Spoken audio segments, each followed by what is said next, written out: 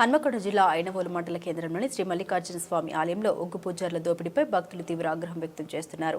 పూజ కోసం నిర్ణయించిన రుసుము చెల్లించి టికెట్ తీసుకున్న తర్వాత కూడా అదనపు డబ్బుల్ని ఒగ్గు పూజారులు డిమాండ్ చేస్తున్నారన్న ఆరోపణ వినిపిస్తున్నాయి. డబ్బులు ఇవ్వలేదని పూజను మధ్యలోనే నిలిపివేసిన ఘటన తీవ్ర విమర్శలకు దారితీస్తుంది. నా పేరు రామ్ కుమార్ రెడ్డి, మాది యాదాద్రి భువనగిరి జిల్లా. నేను ఈరోజు పొద్దున దర్శనం కోసం ఐలాండ్ మల్లన్న టెంపుల్కి రావడం జరిగింది. ఇక్కడ నేను లోపల పట వేసుకున్నందుకు కౌంటర్ దగ్గర 300 రూపాయలు చిట్టి తీసుకోవడం జరిగింది.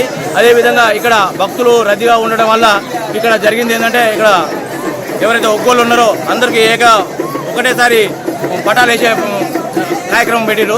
మేము ఆ పటాల కార్యక్రమంలో నేను పటంలో కూర్చున్న తర్వాత ఒక అతని పేరు రాజేష్ అట.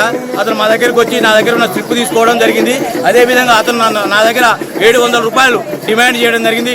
దానికి నేను నిరసనగా, ఇది దేవాలయానికి సంబంధించింది కాదు కదా, టికెట్ ధర పెంచండి, దేవాలయం కాడ మీరు అన్యాయంగా తీసుకుంటున్న పైసలు తీసుకోవద్దని చెప్పిన నేను ఆ విధంగా రాజేష్ క్వశ్చన్ చేసినందుకు నా పటం సగం ఆఫ్ చేసి వెళ్ళిపోయింది అతను.